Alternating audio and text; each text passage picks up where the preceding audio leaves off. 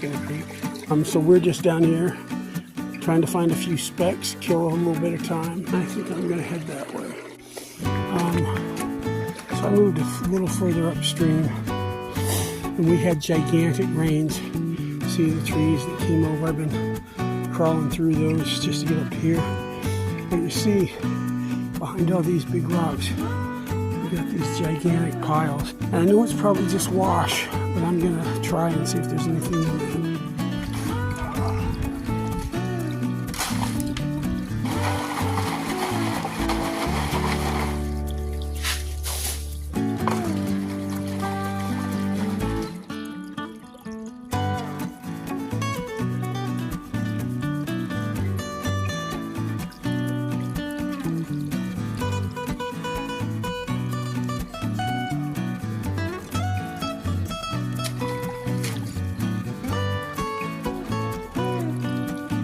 Specs. I'll show you what I found here. This is pretty nice.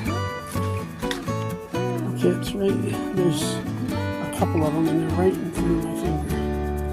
Not sure if you can see it or not because I can't see the screen. But that's a pretty good piece for around here. Got some lead, some other stuff in there.